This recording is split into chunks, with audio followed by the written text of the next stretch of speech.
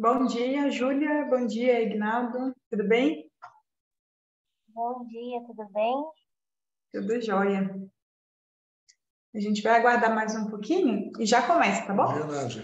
Estava com Bom o meu dia. áudio fechado aqui. Cedo, né? Essa sessão. Isso é bom para despertarmos, né? Começarmos aí Então, a sexta empolgados. sim. Acho que já já o pessoal já vai entrando também. Ainda falta a Rosana, que é a moderadora da sessão. E aí nós já começamos, tá bom? Tranquilo. Vou fechar aqui para ir tomando meu café. Tá, vai lá.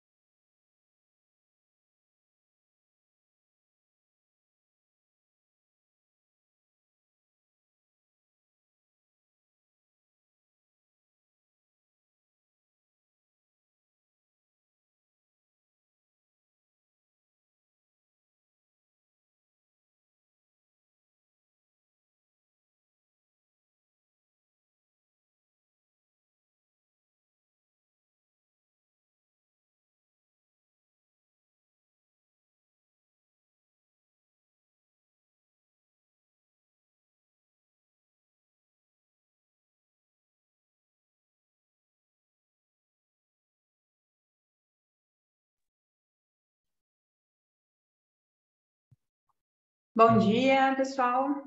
Bom dia, Caio. Júlia e Aguinaldo já cumprimentei. Bom dia, Guilherme. Tudo bem? Nájila, tudo bem?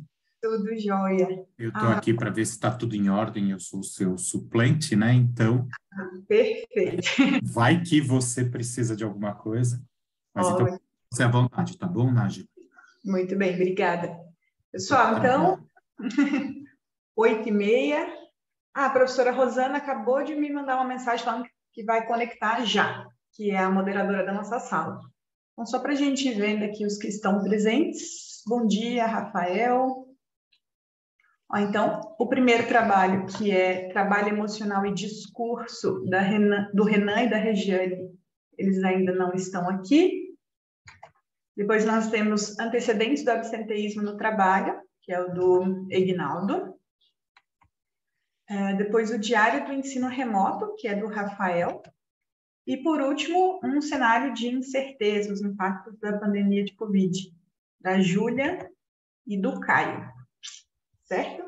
Então, vamos só aguardar um pouquinho a professora Rosana chegar e aí a gente já inicia. Tudo bem?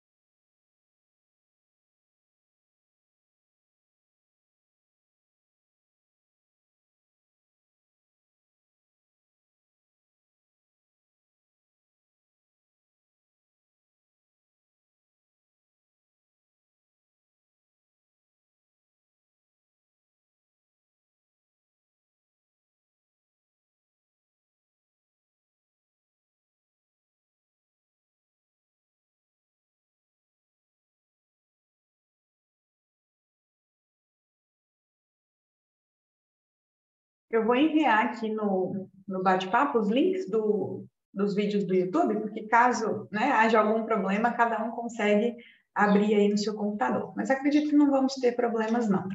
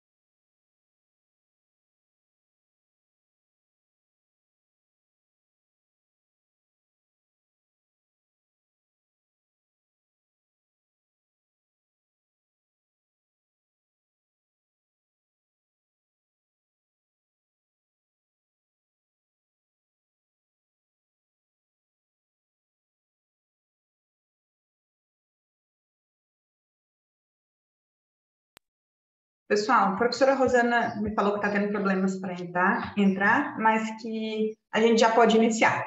Então, eu vou começar a passar os vídeos na ordem em que está na programação. A gente assiste todos os vídeos e depois faz a discussão, tá certo? Como nem o Renan nem a Regiane estão aqui, eu vou deixar para passar o vídeo deles por último, caso eles cheguem, tá?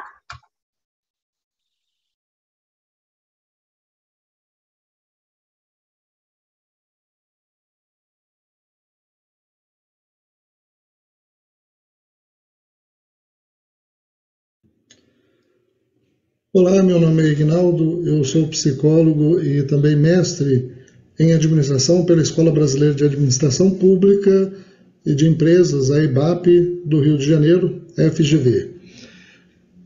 Essa pesquisa foi realizada sob orientação da professora Lúcia Barbosa de Oliveira e também Joaquim Rubens Fonte Filho, ambos professores e doutores aí na EBAP do Rio de Janeiro.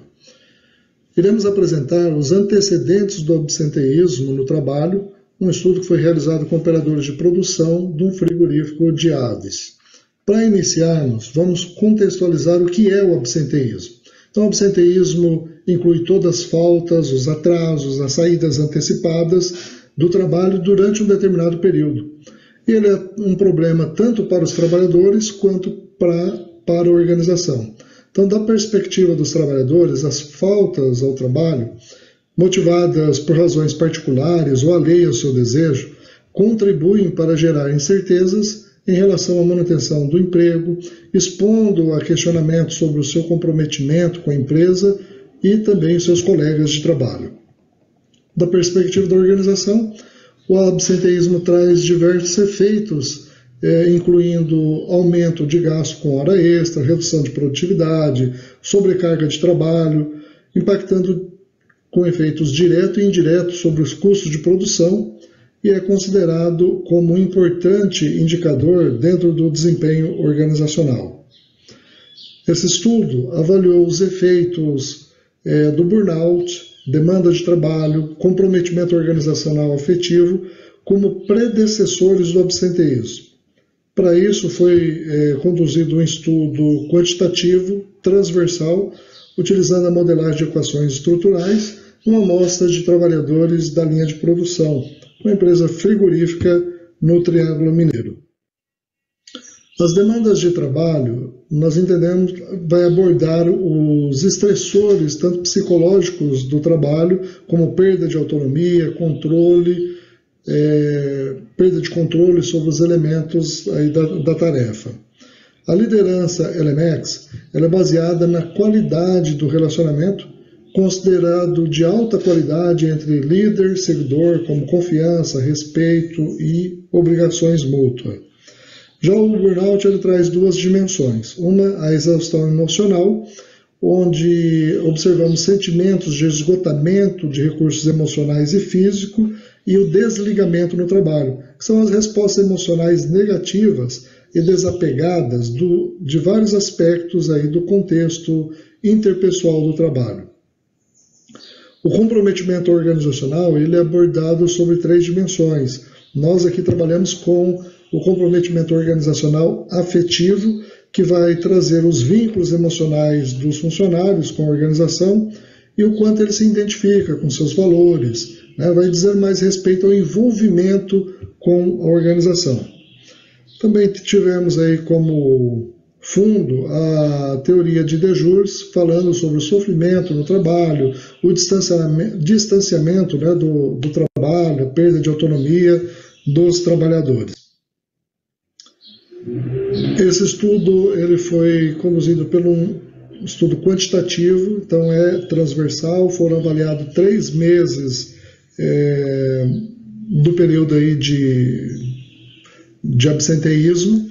A amostra foi formada por uma amostra de conveniência, participaram 157 operadores de produção de um frigorífico de aves, de uma empresa que é líder mundial na produção de alimentos, e os dados de absenteísmo foram obtidos por meio de registro do cartão ponto de cada um dos participantes da pesquisa.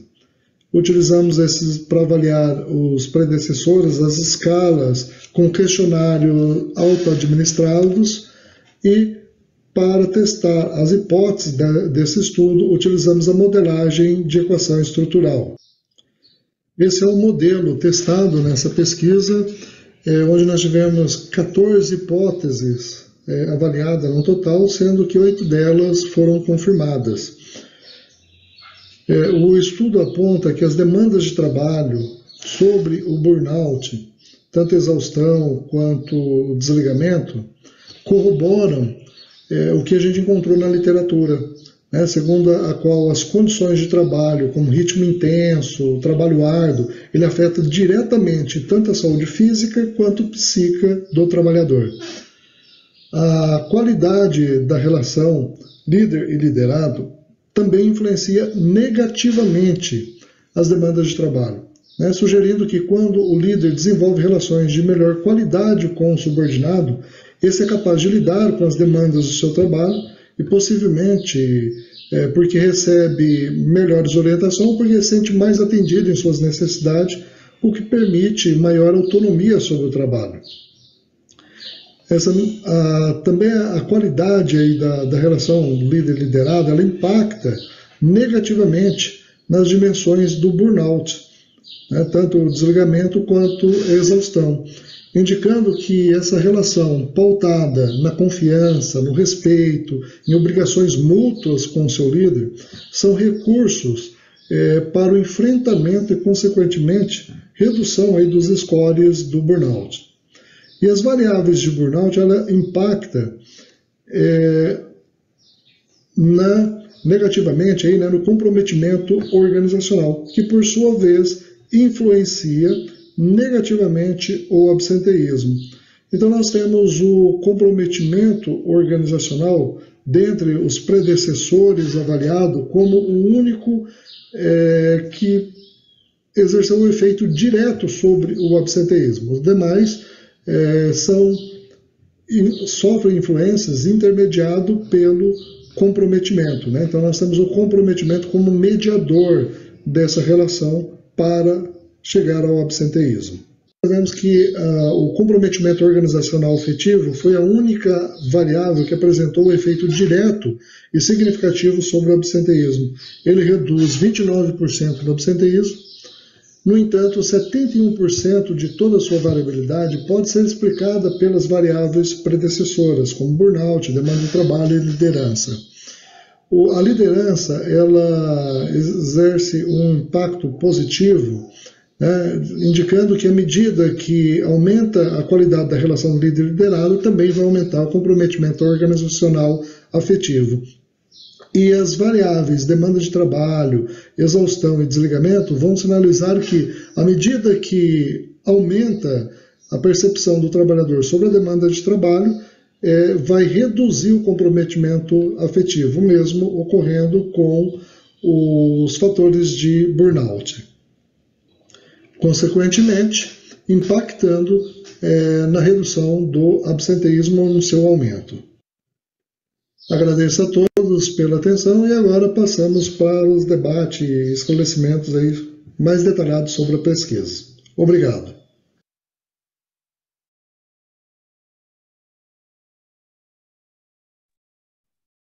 Certo, olá, bom dia a todos. Obrigada, Nájila, né? Aqueles probleminhas a gente sabe para conectar a um computador daquela travada, mas sejam todos muito bem-vindos aí nesse nosso último dia do SEMEAD.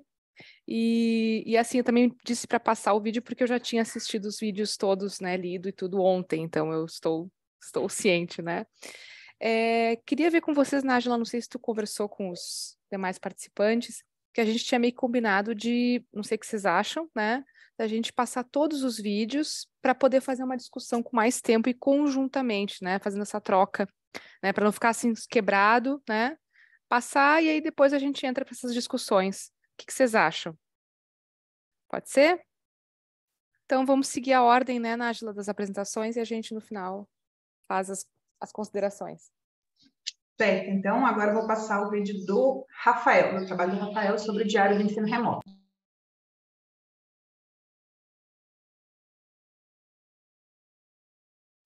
Olá pessoal, sejam bem-vindos e bem-vindas. Meu nome é Rafael Ribeiro, mestrando em Administração pela Universidade Federal da Paraíba, e este é o Diário do Ensino Remoto, a busca do equilíbrio entre a vida pessoal e a prática docente por professoras na pandemia da Covid-19. Este estudo ele parte de um contexto, né? Então, em março de 2020, diversas medidas foram adotadas de combate à transmissão da Covid-19, e dentre elas, né, a adoção do teletrabalho, home office, o trabalho remoto, que no contexto educacional, né, o ensino remoto emergencial. Então, a prática docente, né, o professor, a professora, se comparada a outros ofícios, a outras profissões, ela tem fronteiras muito porosas do que é trabalho e do que não é trabalho. Então, mesmo antes da pandemia, as professoras costumam levar trabalho para casa na forma de planejamento de aulas, de estudos, de desenvolvimento de pesquisa, extensão, correção de atividades e tudo mais. Então, na pandemia, né, além desse histórico, né, de fronteiras porosas, o trabalho que anteriormente era feito fora de casa também migrou para o ambiente doméstico.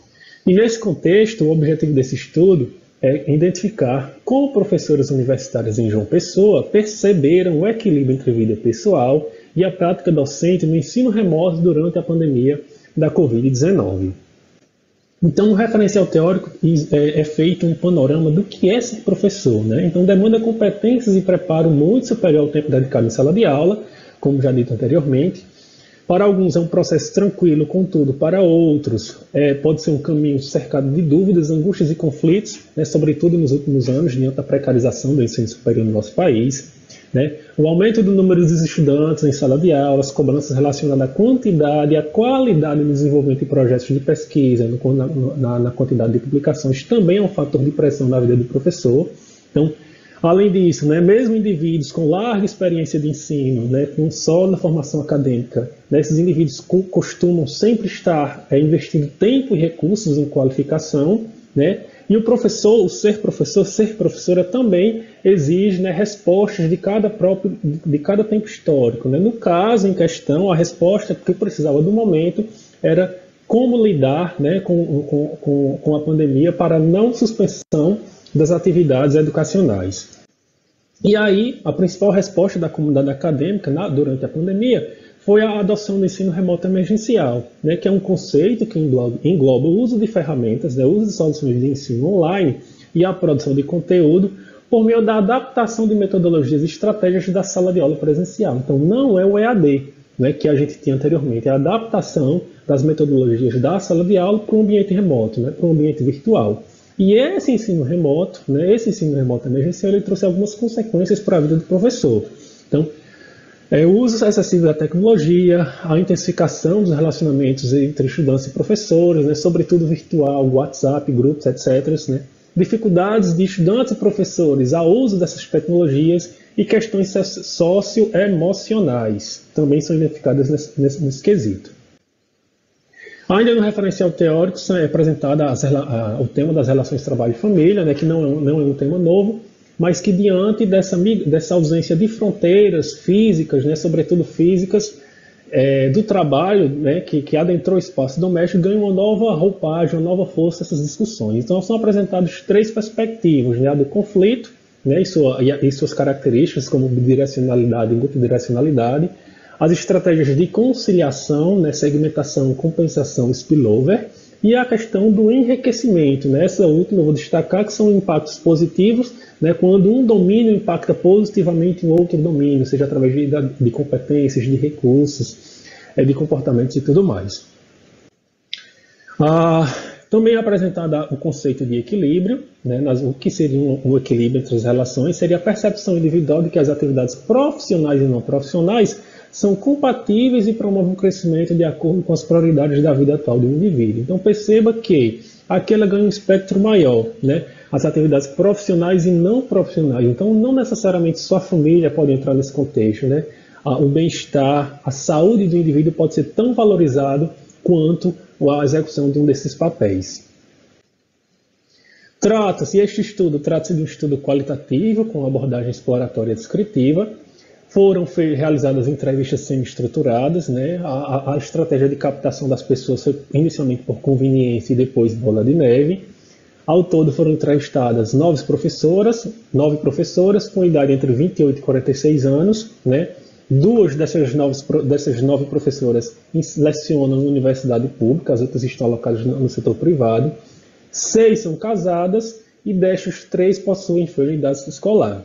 As entrevistas foram realizadas via Zoom, posteriormente transcritas em sua integralidade e posteriormente analisada por meio da análise de conteúdo. Então, nos resultados, a primeira coisa que salta aos olhos relacionada ao conflito é o aumento do volume de trabalho mencionado por todas as entrevistadas. Mas, além disso, é possível perceber outras questões, como a alteração de espaços e rotinas familiares, né? Não só a questão do espaço físico, mas a rotina da casa, além da professora, né? Além da entrevistada. Dificuldades de adaptação, e essas dificuldades estão relacionadas ao uso propriamente dito das ferramentas tecnológicas, mas alterações na subjetividade do trabalho, né, na carga psicológica do trabalho, como é mencionado por uma das entrevistadas. É possível perceber ainda na perspectiva de conflito, a flexibilização das relações de trabalho, né, a entrevistada 2 ela menciona que precisou fazer concessões financeiras para continuar empregada, para continuar na instituição que estava lecionando. E há também as situações de impasse, né, da docência com a maternidade. Aqui o conflito ele é muito evidente, né, o exercício da maternidade e da docência, em alguns momentos eles estão disputando, né, o tempo e a atenção da entrevistada. A entrevistada 4 deixa isso muito claro quando ela diz o seguinte: eles não sabem essa separação entre mãe e professora, né, então para eles é só a mãe deles que está aqui dentro de casa, então foi bem complicado. Esse sentimento de conflito, né, essa situação de conflito, ela está rodeada de sentimentos como culpa, ansiedade e solidão, mas também é possível perceber situações de enriquecimento, né? Então, alguns entrevistados falam da mobilidade, que é trabalhar em outra cidade, não necessariamente onde está alocada, a melhor gestão do tempo, né? Sobrou o tempo para outras atividades e convívio familiar. Então, trabalhar de casa também foi uma oportunidade de estreitar as relações das pessoas que viviam com ela. Algumas professoras também mencionam ganho na prática profissional, como a melhora na concentração, o desenvolvimento da criatividade, reinventar a forma como leciona, como vê o ensino. E, por fim, as considerações finais, né? O aumento do volume de trabalho, como dito, potencializa o conflito, sobretudo para os profissionais com filhos, né? E nesse contexto é possível identificar entrevistados que vencem a relação trabalhando de formas diferentes. E essas diferenças de percepção estão ligadas à configuração familiar, né? Ter ou não filho, por exemplo, percepções e experiências prévias. Como as principais limitações de estudo, pode citar o perfil homogêneo da amostra, né? Consequência, obviamente, da forma de acessar as docentes. Tá? Então, eu agradeço a oportunidade, o espaço e abro agora para as considerações de vocês.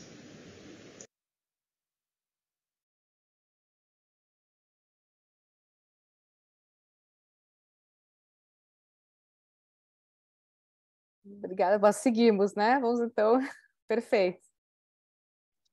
Estou só conferindo aqui, eu acho que o Renan e a Regiane realmente não entraram, que são os autores do primeiro trabalho. A gente deixou para passar ele por último, mas ainda tem agora mais um, então, que é o...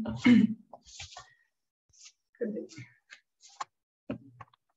Diário do ensino remoto já foi, que é um cenário de incerteza, os impactos da pandemia na vida das trabalhadoras domésticas.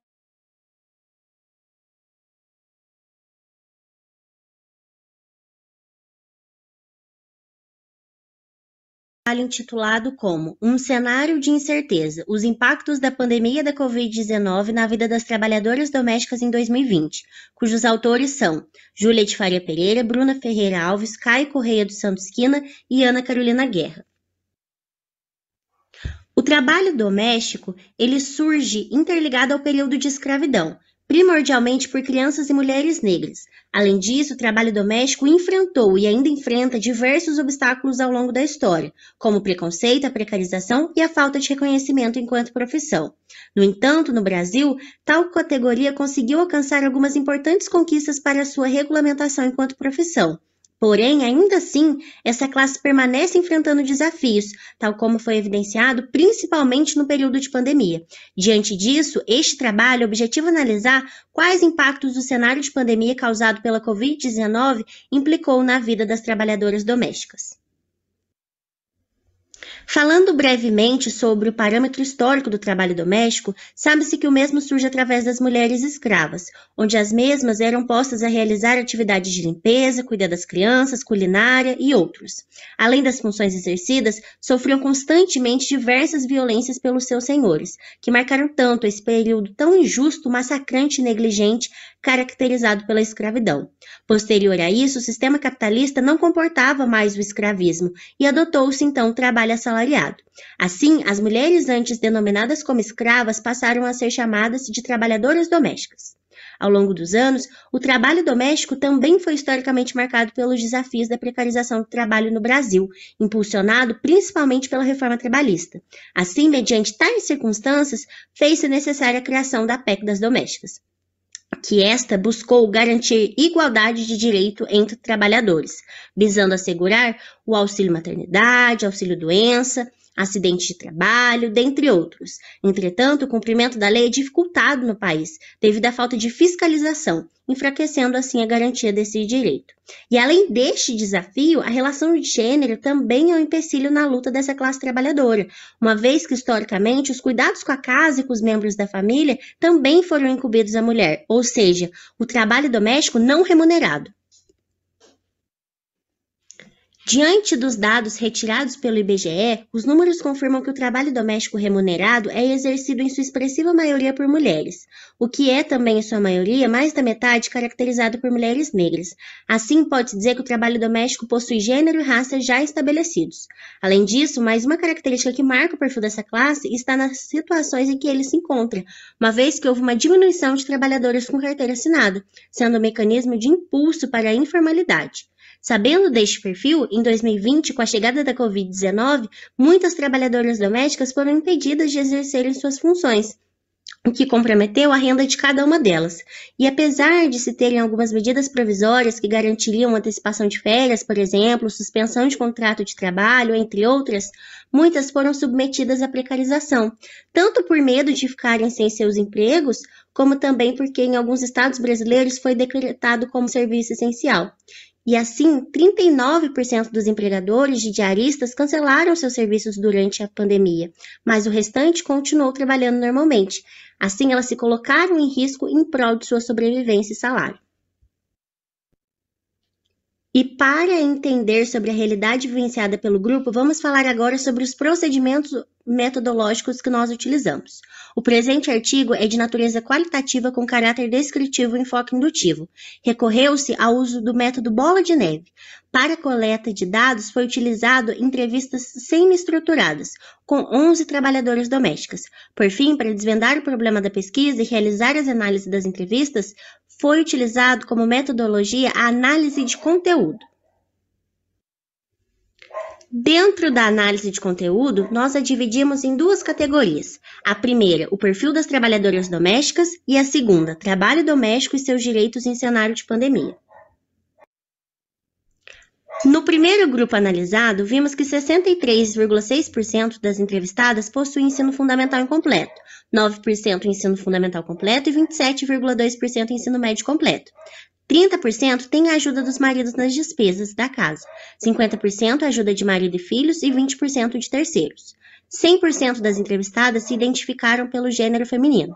63,6% das entrevistadas se autodeclararam parda, 27,3% brancas e 9,1% pretas. Das entrevistadas, 81,8% afirmaram não ter carteira de trabalho assinada. Com relação à carteira de trabalho, é demonstrado também como uma vontade de muitas durante algumas falas analisadas, porém inalcançado. Além disso, vemos também que o trabalho doméstico não possui uma alta remuneração, visto que é necessária uma complementação da renda, tanto uma ajuda de marido, filhos e terceiros, como também a venda de bolos, atividades extras, como também mencionado nas entrevistas. Já na segunda categoria, vimos que 73% tiveram diminuição das casas em que trabalhavam, ou também seu horário reduzido, e até mesmo transferiram serviço para o próprio lar. 54,5% afirmaram ter redução de serviço. 54% solicitaram o uso do auxílio emergencial. para assim conseguirem sobreviver e se manterem. 72,7% não se sentiam seguras para trabalhar durante a pandemia, mas ainda assim se submeteram à realização de seus serviços. 55% também tiveram redução dos rendimentos salariais. Já com relação às medidas adotadas pelo governo durante a pandemia, a maioria das entrevistadas se mostraram insatisfeitas, como também inseguras em terem que trabalhar mediante a esse cenário. Já no que se refere à PEC das domésticas, todas as entrevistadas afirmaram não saberem sobre a mesma, demonstrando pouco conhecimento sobre as leis e direitos que as resguardam enquanto trabalhadoras domésticas. Além disso, foi demonstrado também uma certa desvalorização com relação ao seu emprego. Por fim, conseguimos concluir que o trabalho doméstico se constitui principalmente pelo gênero feminino, de cor e raça negra e com baixa escolaridade. Ademais, todas essas trabalhadoras possuem dupla jornada de trabalho. Além disso, tal profissão concentra-se como serviço informal, onde as trabalhadoras, em sua maioria, não possuem carteira assinada e arcam com os custos de seus direitos, uma vez que exercem como categoria de trabalho a forma de diarista. Assim, vemos que a categoria informal, especialmente formada por essas trabalhadores, diante a pandemia, sofreu impactos negativos, visto que houve redução da jornada de trabalho em virtude do distanciamento social, o qual impactou consequentemente na renda de sua família, fazendo com que essas buscassem outras formas para suprir a renda. Todavia, nem todas as trabalhadoras domésticas conseguiram cumprir o isolamento social, já que o trabalho doméstico é a sua única forma de sustento. Por fim, esse contexto ressalta uma precariedade já presente no grupo das trabalhadoras domésticas, uma vez que o perfil dessa categoria se encontra em condições de vulnerabilidade social, enfrentam dificuldades relacionadas às questões de gênero e sofrem preconceitos com os estigmas de uma sociedade que ainda perpetua no imaginário social de uma ideia de trabalho vinculado à escravidão. E estas foram as referências bibliográficas utilizadas.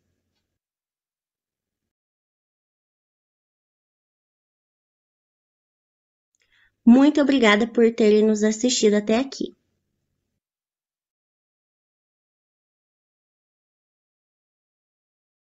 Certo, obrigada.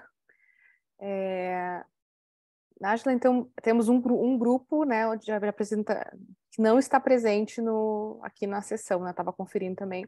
Então, eu acho que a gente começa a discussão com os três. Se eventualmente eles aparecerem, a gente reproduz o vídeo e também debate o trabalho, né? Certo? Então,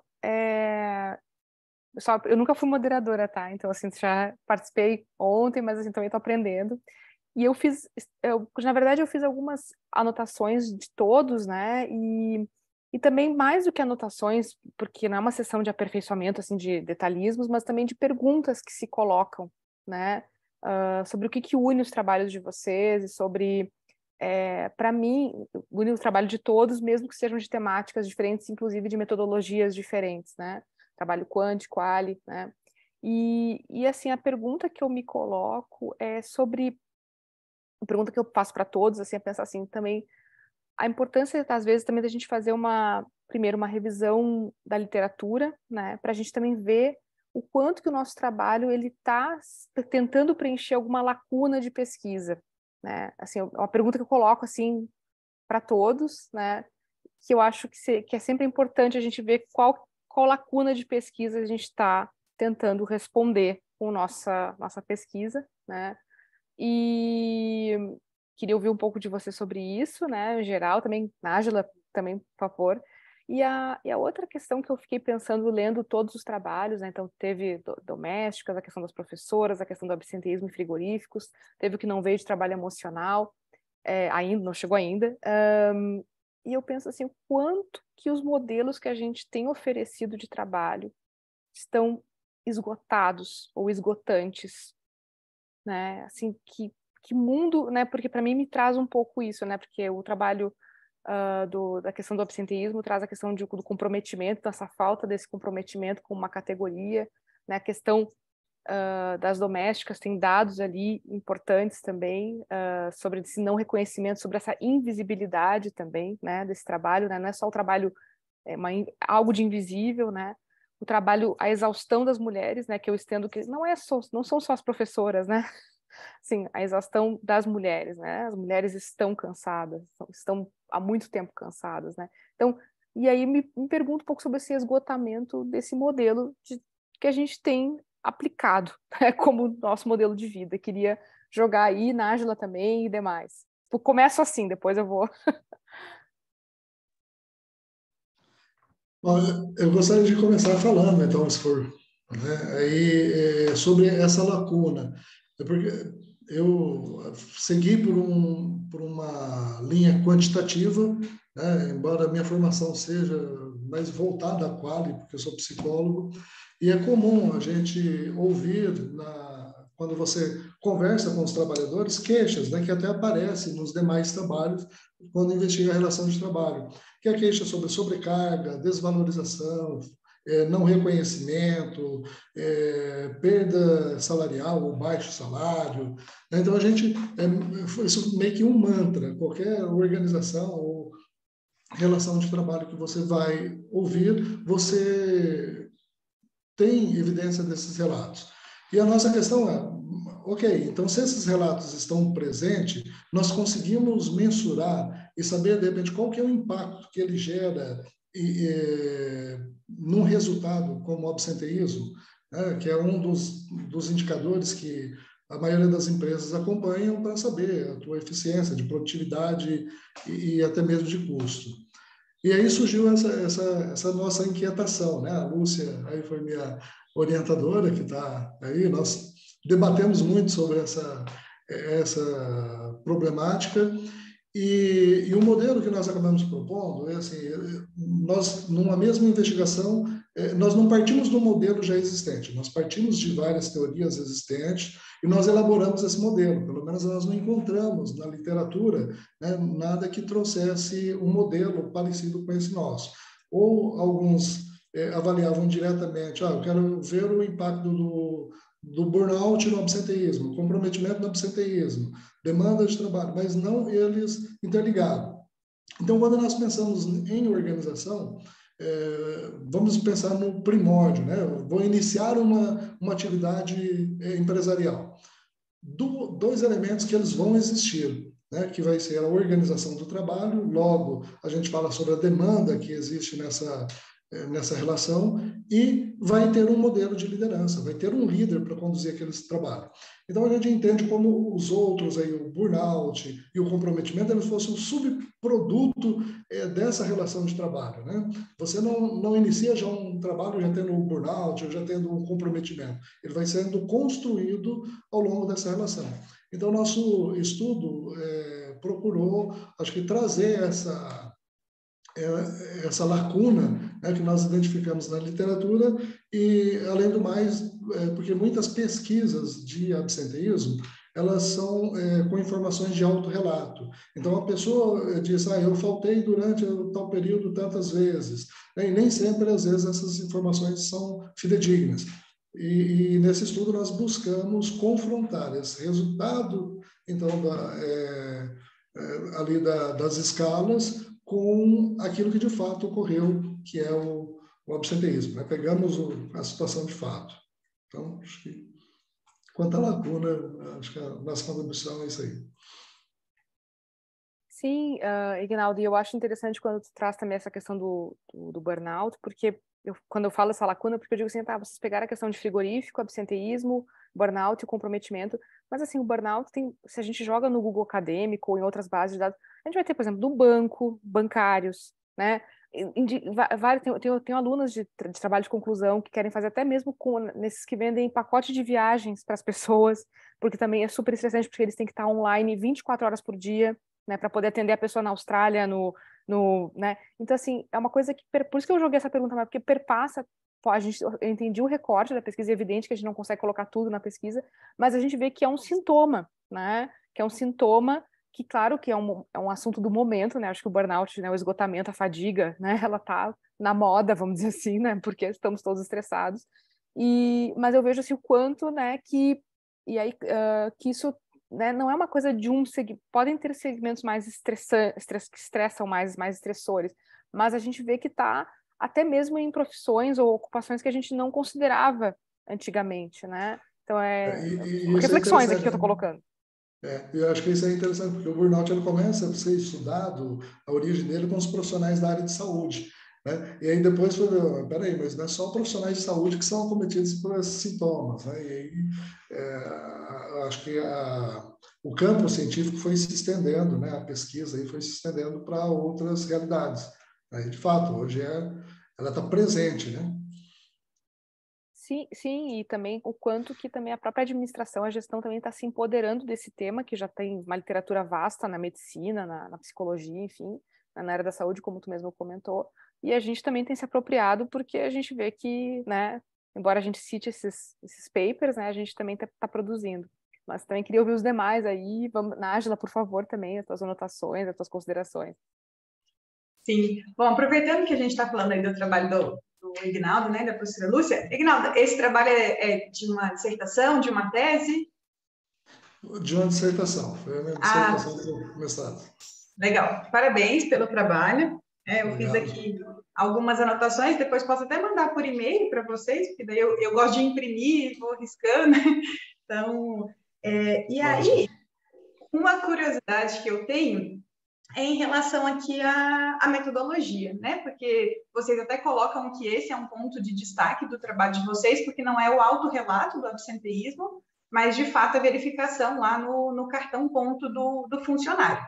Então, quando vocês aplicaram o questionário para esse funcionário, ele tinha que colocar o nome dele ou ele tinha que colocar algum registro para depois vocês fazerem esse alinhamento com o absenteísmo?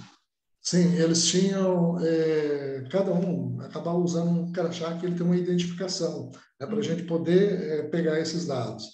E até mesmo pela lei de acesso de informação, nós dissemos para ele que faríamos isso, né, ele autorizou isso para que a gente pudesse ter acesso, né, porque a gente não poderia simplesmente pegar, ir lá e buscar os dados dele sem a permissão, né? Então, ele tinha ciência disso e garantindo aí o sigilo, né, de toda a informação. Era justamente isso que eu ia perguntar, né? Como é que fica essa questão? Porque eu vejo que o pessoal fica, às vezes, incomodado, assim, né? De fornecer o seu nome. Ah, mas a pesquisa é sigilosa, mas então por que eu tenho que colocar meu nome? Ou por que eu tenho que colocar o número do meu crachá ou alguma coisa nesse sentido, né? Então, certo. E um outro ponto que me chama a atenção aqui, e aí me chamou a atenção, assim, porque eu acho que para mim não é dessa forma. Mas vamos lá. Que vocês colocam assim, ó, que apareceu, né, nos resultados da pesquisa, que quando a qualidade da relação entre o líder e liderado aumenta 1 ponto, reduz a demanda de trabalho em 20%. E eu achei isso aqui muito interessante. Porque, assim, a demanda de trabalho ela vai continuar a mesma, né, em tese, mas é uma percepção de que o trabalho é mais leve, né? Então, Isso mesmo. Como a gente está falando aí de variáveis latentes, né, nós falamos na percepção do trabalhador.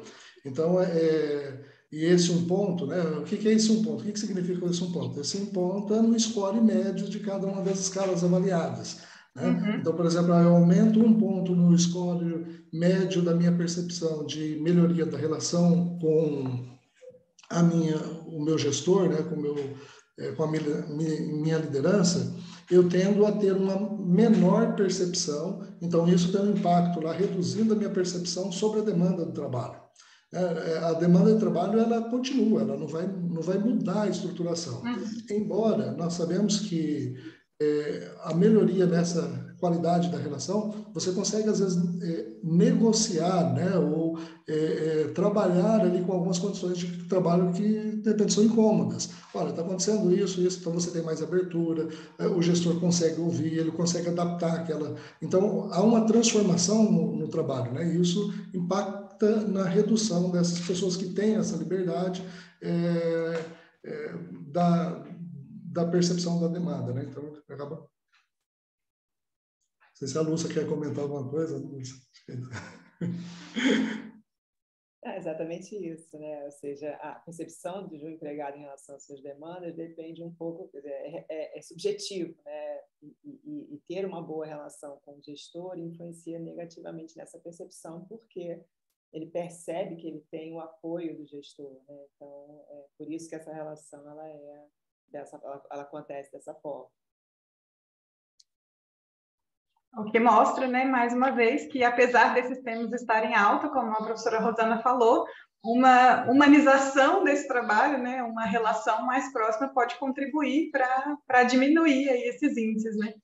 Exatamente, exatamente. Acho que é uma das mensagens que até por isso que a gente colocou, né, o gestor aí, o líder, né, a relação líder-liderado, né, no modelo, justamente porque assim, eu estudo já esse tema de liderança, então é um dos temas que eu estudo, então eu acho que, assim, e as evidências, né, pegando até o gancho da Rosana, assim, a gente tem evidências na literatura de que isso influencia, né, então a gente trouxe para justamente verificar se isso também acontece, porque os estudos no campo de liderança, eles são muito conduzidos com empregados, digamos assim, de gestores, trabalhadores do conhecimento. E a gente trouxe, nesse caso, né, a relação líder-liderado com trabalhadores operadores, né? Então, isso também é um ponto também que poderia, né, respondendo a pergunta da Rosana em relação à lacuna, LMX, boa parte dos estudos são com trabalhadores do conhecimento e não trabalhadores operacionais. E a gente verificou que também acontece, né? Não, perfeito, né? Porque eu digo assim, é sempre importante deixar isso bem claro, porque ele diz assim, qual é o motivo de existir esse trabalho, né? E não sei se os demais aí gostariam, os demais autores também gostariam de trazer a minha pergunta que eu fiz para todos, ou considerações. Posso continuar? Bom, eu acho que falar de pandemia no contexto de hoje, não sei se a gente pode falar pós-pandemia, né? Vou deixar meio que obscura essa questão. Mas sempre que a gente traz o tempo da pandemia é um pouco complicado, dado ao contexto que a gente já está. O meu trabalho ele vai buscar compreensão lá do ensino emergencial remoto, que, graças a Deus, hoje é um contexto que ficou no passado. Mas eu acredito que a pandemia e suas consequências, sobretudo as consequências da pandemia, a gente vai demorar um pouquinho para entender tudo isso, né? As ciências da saúde, né, também diversos estudos já relacionando a pandemia com a memória, com dificuldade de locomoção, com esquecimento, enfim, com muita coisa. Mas eu acredito que as ciências sociais aplicadas, ela vai demorar um pouquinho mais a entender, né, as consequências da pandemia no nosso contexto, sobretudo nas questões relativas à subjetividade do trabalho, né? Então, aí o trabalho que eu desenvolvi, ele busca compreensão na vida das professoras, né, que já tem uma fronteira muito porosa do que é trabalho e do que não é trabalho. Então, a professora, mesmo antes da pandemia, levava muito trabalho para casa, e aí vem o contexto do ensino emergencial remoto, com pouco nem tempo, né, todas aquelas atividades precisam migrar para o ambiente doméstico. E como ficou isso, né? Como foi esse processo de adaptação? Houve, né, muitas questões relacionadas a conflitos, a sentimentos negativos, mas também houve uma questão muito delicada de se falar, né? Quando a gente fala da pandemia, dada a tragédia humanitária, que continua sendo, é muito delicado a gente falar em pontos positivos, né? Como que um evento dessa magnitude traz pontos positivos. Mas é interessante perceber, né, que, por exemplo, o modelo do CMA de hoje, né, híbrido, é fruto desse evento, né, é consequência desse fenômeno. Não só do ponto de vista operacional, mas do ponto de vista, como algumas professoras relataram, houveram mudanças do ponto de vista de como ela enxerga seu trabalho, das capacidades desenvolvidas durante esse período, das habilidades desenvolvidas nesse período também. Então, é uma linha muito tênue, né, de um processo extremamente negativo, doloroso, né, mas também de competências e habilidades desenvolvidas, né? Eu acredito que é um tema ainda que, assim, não há unanimidade sobre o que é o que não é, mas que a gente busca explorar, e acredito que com o tempo a gente vai conhecer mais em profundidade, né, esse processo que estamos vivendo, saindo dele. Perfeito. Eu fiz algumas anotações assim do teu trabalho e estava até recuperando aqui no meu documento, no Word. porque tu fez um trabalho de... Eu sou da área de pesquisa qualitativa, né? Então eu me sinto mais à vontade até para comentar, embora eu tenha feito, né? Assim, né?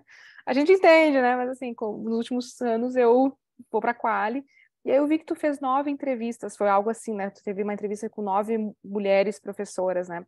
E embora a gente saiba que na literatura a qualitativa eles não dizem um número mínimo, né? Né? Eles falam muito de uma ideia de uma saturação quando começa a ter algum tipo de repetição, que tu começa a entender que aquele grupo é suficiente para responder. Mas eu te confesso que, embora tenham elementos... E assim, eu já fiz trabalhos com entrevistas, sei lá, com 12, 11, 30, né?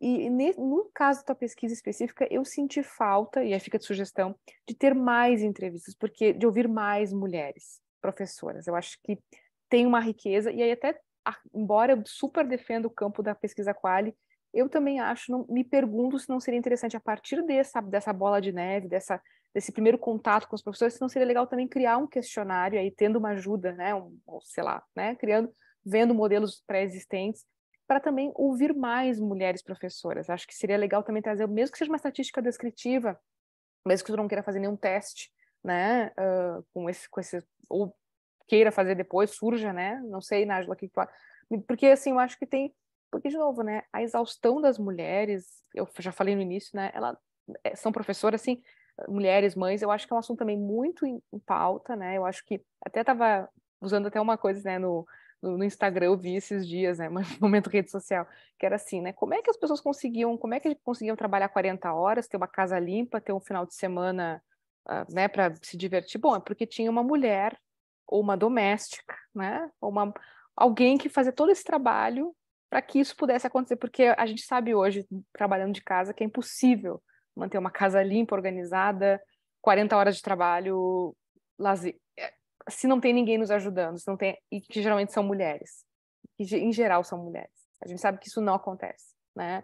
E então eu me pergunto, e aí já estou até jogando para as domésticas também, já tô linkando aqui, mas então eu fiquei pensando também se a tua pesquisa também não valeria esse segundo passo, porque eu acho que tem muita riqueza, inclusive quando tu traz, olha, mas tem pontos positivos, né? Assim, eu acho que é legal a gente poder, porque isso que é interessante, quando a gente consegue fazer a crítica ao modelo, mas também dizer, bom, a partir dessa crítica que a gente pode fazer, por exemplo, a crítica ao híbrido, né? A gente pode fazer uma série mas também tem vantagens, né? Uma delas é a gente poder estar em cada um em um canto falando, né? E então não sei o que tu acha disso, não sei, Nájila, o que tu anotou também nas suas leituras. Tá, parabéns, Rafael, pelo seu trabalho, primeiramente. Eu estudei conflito trabalho-família na minha dissertação, então é um tema que eu gosto. Na época fiz uma pesquisa qualitativa também, com 15 entrevistas, eu acho, e concordo com a professora Rosana, né, que aqui acho que ainda daria para fazer mais algumas entrevistas, e principalmente eu senti falta ali na metodologia ou no começo dos resultados, de um quadro dizendo assim, ó, a entrevistada 1, ela tem filho, ou ela é casada, ou ela tem quanto tempo de experiência, ou essa entrevistada 1 trabalha na pública ou na privada, né? Porque, assim, eu vejo por mim mesmo, quando começou a pandemia, hoje eu trabalho numa faculdade privada, mas quando começou a pandemia eu estava trabalhando como professora substituta no Instituto Federal. E assim, para mim, na época eu era solteira, né? Não estava casada ainda. E para mim a pandemia, não que foi bom, né? Mas eu tive menos trabalho do que eu tinha antes. Porque o que aconteceu? Eu trabalhava no Instituto Federal em outra cidade. E daí, quando começou a pandemia, eu voltei para casa da minha mãe. Então, e aí, na pública, pelo menos lá, demorou muito para começar o ensino remoto emergencial. E daí eu estava perto de qualificar a tese. Então, para mim, foi um momento que eu consegui pegar ali na minha tese e desenvolver para qualificar. E por que isso foi possível? Porque lá em casa tinha 3 mulheres, que era eu, a minha irmã e a minha mãe. Então, todos esses outros trabalhos a gente dividia entre nós 3. Talvez se eu estivesse lá, né, na outra cidade sozinha, eu não tivesse todo esse tempo. E aí, depois, quando começou realmente o ensino remoto emergencial, que foi depois de uns 4 ou 5 meses, não sei, a gente também tinha uma flexibilidade muito grande. Então, o professor ele poderia escolher se ele queria dar uma aula síncrona ou se ele queria só gravar as aulas. Né? A gente não tinha prova, a gente só tinha atividades para os estudantes. Então, assim, naquele momento, para mim, as minhas atividades, né, diminuíram. Então, para mim, né, essas atividades de aula, então eu não tive, né, todo esse cansaço, digamos assim, que a gente percebe em algumas falas. E aí, no final de 2020, a gente fez uma pesquisa, eu fiz uma pesquisa com mais 2 professoras da UFPR e mais um colega da USP, e aí a gente fez essa parte que a professora Rosana falou, a gente fez uma quant e a gente conseguiu mais de 1.500 respostas. A gente enviou direto para uma revista, então ainda está no processo, né? A gente não mandou primeiro para um evento. E as respostas que a gente teve foi até um pouco diferente do que a gente esperava, porque daí a gente esperava também, e aí a gente pegou só professoras, né, só mulheres, e de instituições públicas e privadas, e a gente achou que, assim, ia estar todo mundo reclamando que trabalhou demais, não sei o quê. Teve, sim, essa parte, mas teve também as outras que falaram que, agora eu não tenho tempo de deslocamento, então eu consigo ficar mais tempo com a minha família, né, o tempo de ir para a faculdade, então eu consegui me dedicar, igual você colocou aqui, a desenvolver artigos, né, a participar de eventos, porque participar de um evento assim, né, por exemplo, eu estou no Paraná, então é muito mais fácil para mim poder participar de um evento assim do que ter que ir para São Paulo, me deslocar, enfim. Então, acho que vale a pena, sim, uma segunda etapa, né, aí de uma quantitativa para entender melhor, assim, com maior número de dados, como que isso acontece aí para essas mulheres e professoras. E até também, só para complementar, né, seu trabalho está com 10 páginas, então ainda tinha espaço, né, aqui para o SEMEAD. Então, eu acho que valeria a pena adicionar aqui no referencial teórico também, um pouco mais sobre essa profissão docente para as mulheres. Né? Então, como é que fica aí, né? Teve até um trabalho que eu li, e daí falava assim, para o homem, qualquer trabalho se encaixa, né? Para a mulher, ela tem que procurar um trabalho que ela consegue ser mãe, que ela consegue ser esposa e que ela consegue ser a trabalhadora. E aí tem bastante literatura sobre isso, né? De como que fica essa mulher que é professora e que tem as atividades para fazer, não só lá no ambiente de trabalho, mas dentro de casa também, com correção de prova, preparação de aula, enfim.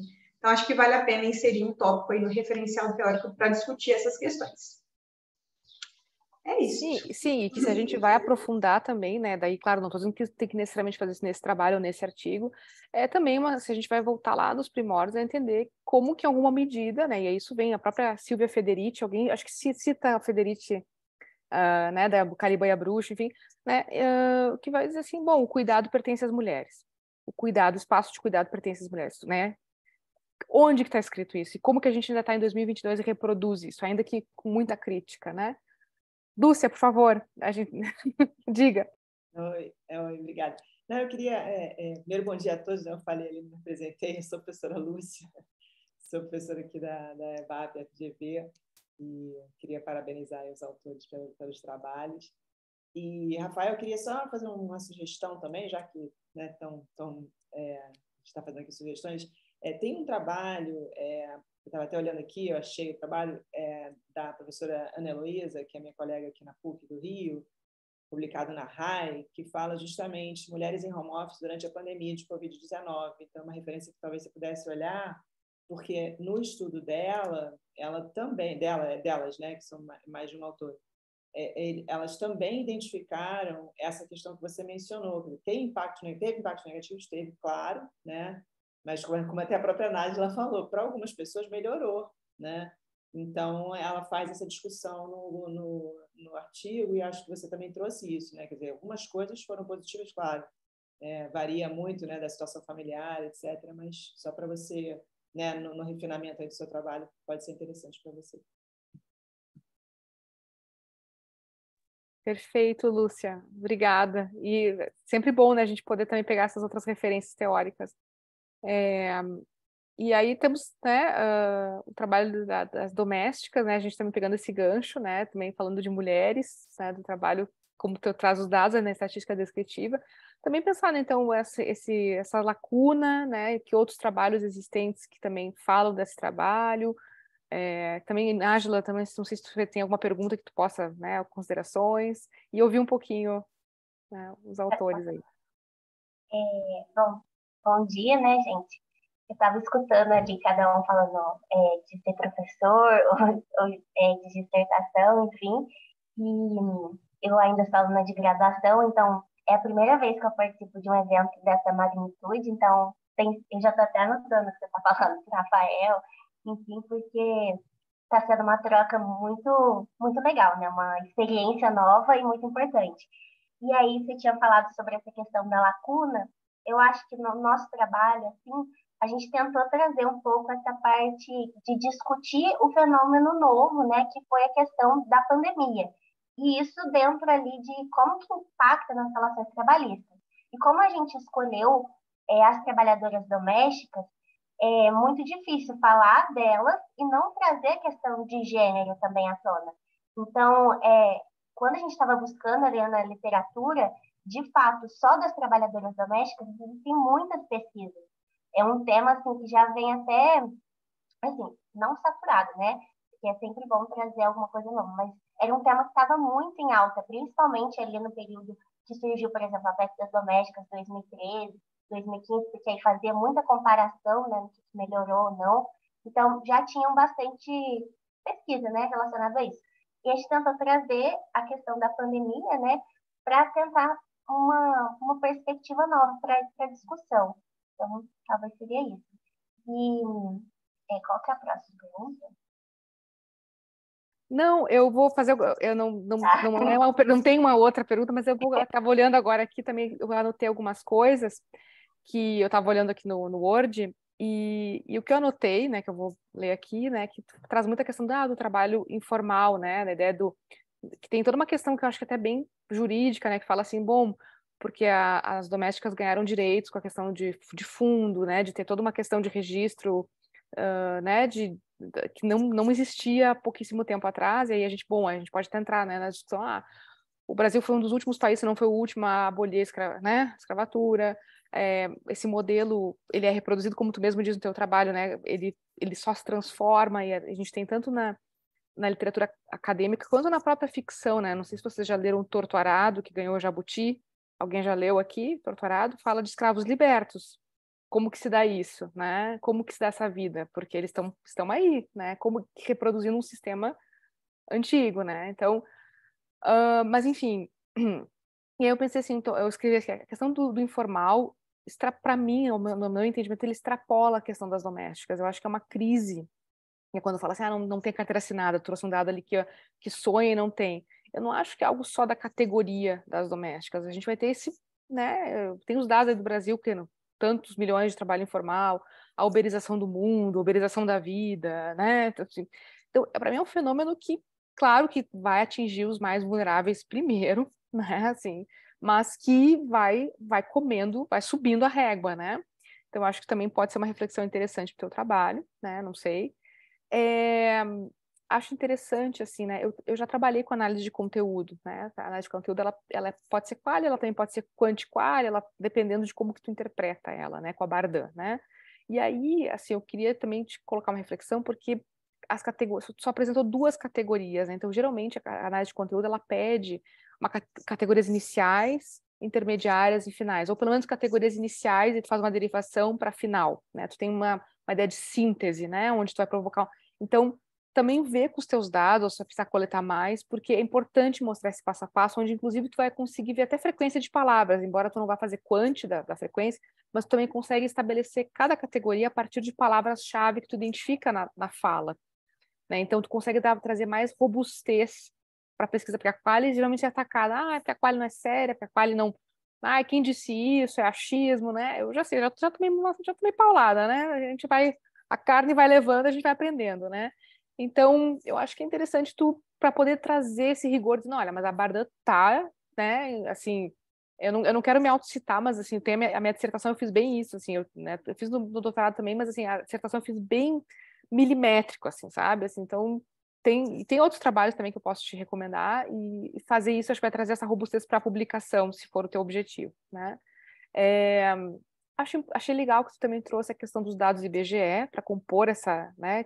Tu perguntou, né, como é que elas se autodeclaram e tal, e acho que é uma questão bem atual, porque a gente, só que assim, tu colocou assim, tantas, na maioria se declarou parda, né? Tinha ali um dado que se autodeclarou, só que a gente sabe que pelo IBGE, pardos e negros, eles compõem a população preta. Então, né, então não é assim, tem os pardos e o negro. Não, é a população preta que está ocupando esse espaço ainda, né, embora tenha uma parcela autodeclarada branca, né, das mulheres. Então, acho que é interessante, porque isso também revela... Porque o que a gente está falando em último caso também aqui, né, pessoal? A gente está falando da nossa cultura, né? A gente está falando da nossa cultura, de como vivemos e por que vivemos dessa maneira, né? E aí com enfoque no Brasil, né? Então, eu acho que é interessante trazer esse dado, né? Acho que tu já traz, mas eu digo frisar que a gente está falando da população preta, né? E também uma outra coisa que eu anotei aqui é que do meio dessa análise de conteúdo, tu também traz uma estatística descritiva, tu começa a colocar essas porcentagens, também tem que dar uma organizada nisso, porque senão fica bagunçado e daí fragiliza o trabalho. Acho que também, não sei, né? E aí uma última pergunta que eu vou deixar em aberto, né? Que eu falo, né, dessa mudança dessa cultura, que é uma pergunta que não necessariamente tu precisa responder no teu trabalho, mas assim, quais são as famílias, e aí famílias no entendido de um aspecto amplo, né, não só famílias tradicionais, né, daquilo que a gente tem no nosso imaginário do que seria tradicional, né, mas quantas famílias podem ou querem ter esse serviço sendo realizado, né, hoje em dia, porque a gente tem uma mudança que também é espacial.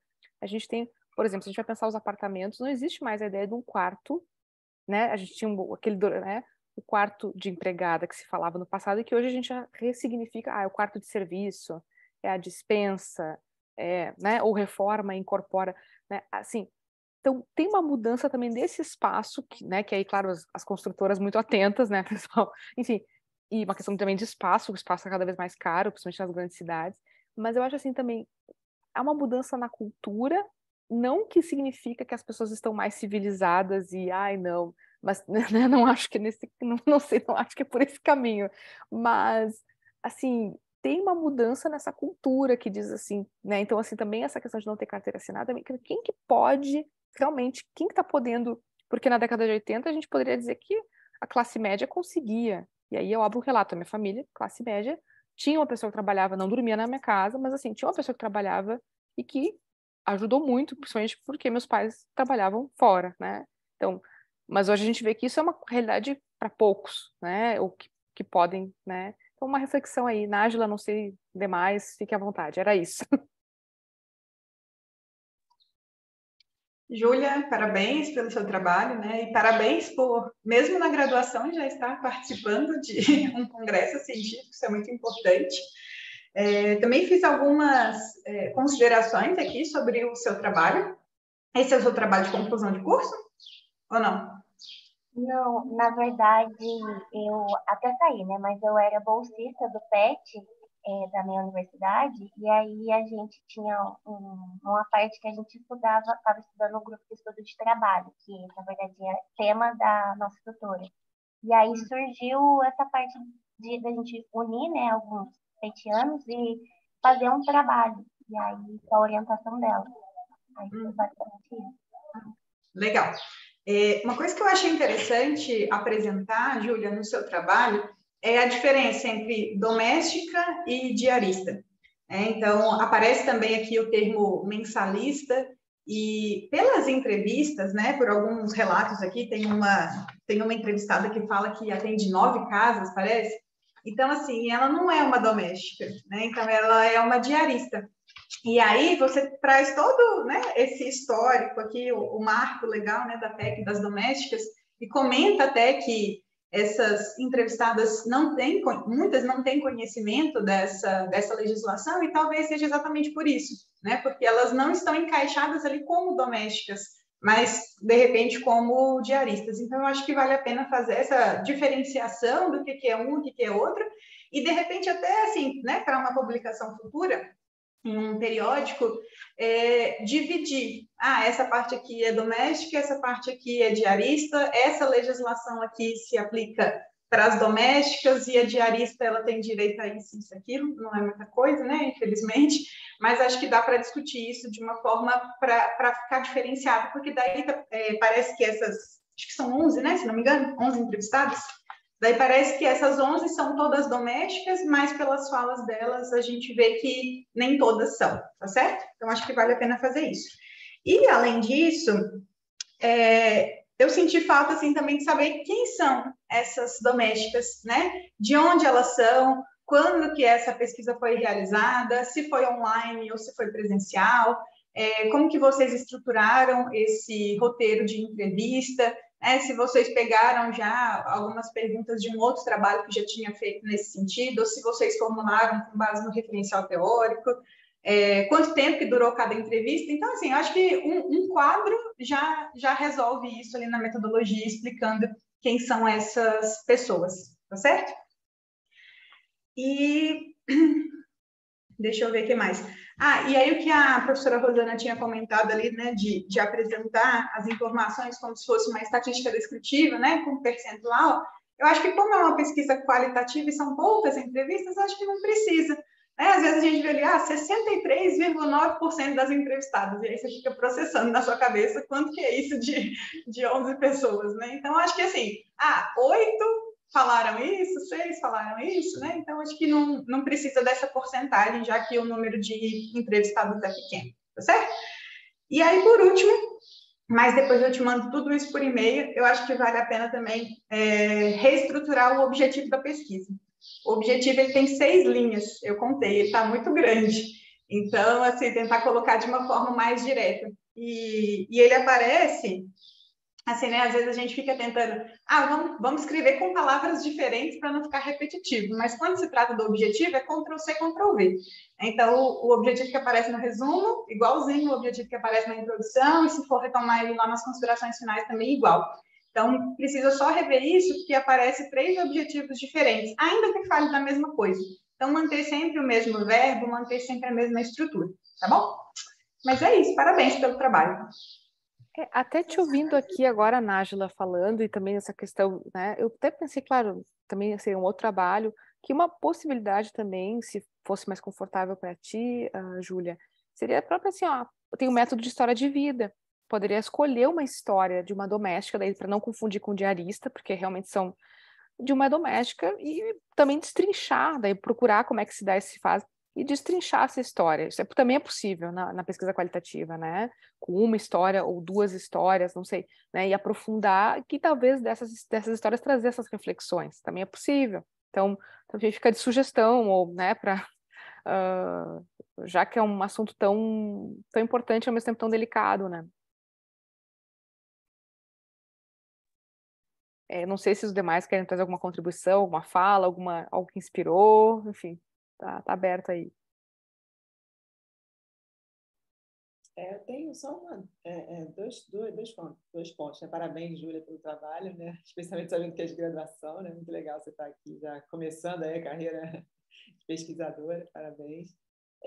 Reforço a questão da Nájila, tá? E eu, como sou uma pesquisadora quantitativa, você não pode falar em percentual se o seu N é igual a 11, assim, 9%, é uma pessoa, entendeu?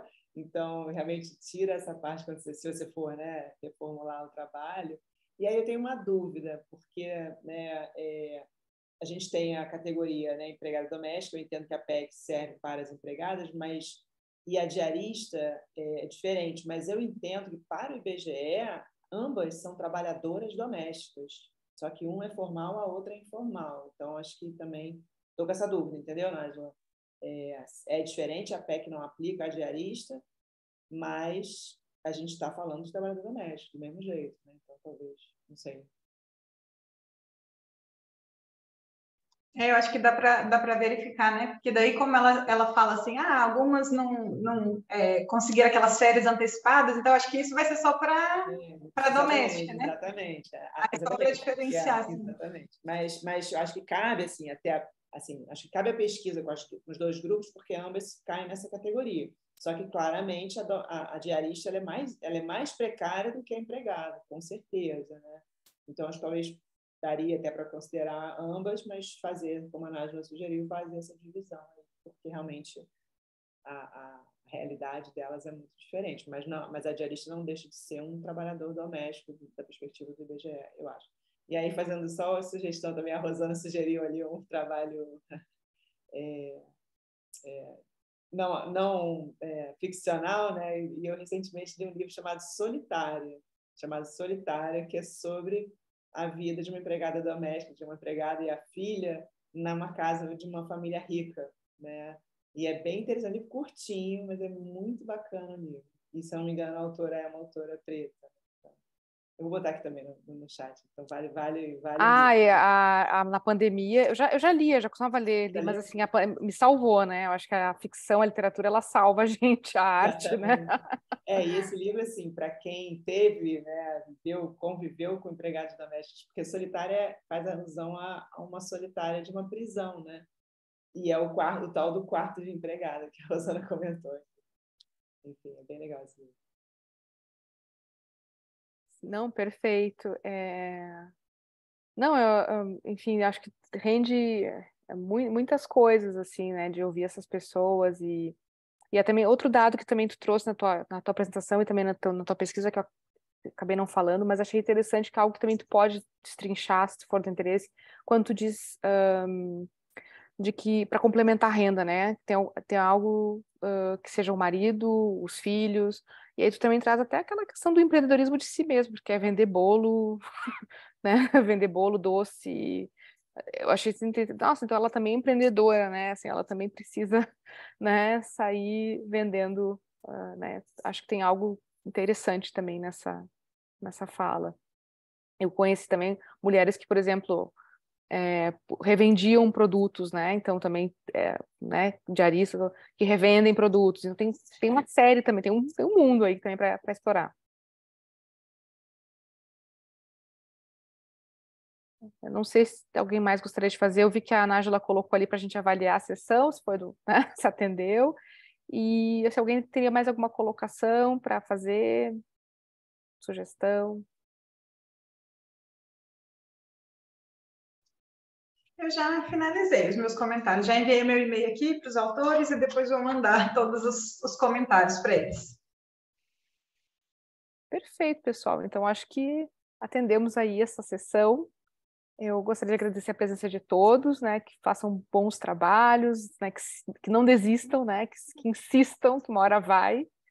E desejar um bom dia a todos, aí, bom SEMEAD, aí, restinho de SEMEAD para todos, certo? Muito obrigada, gente. Pessoal, obrigado. Obrigada. Tchau, Obrigado, pessoal. Pela moderação. Tchau, tchau. Obrigada, Bom dia. gente. Um bom dia. Bom dia, Tchau. gente. Tchau.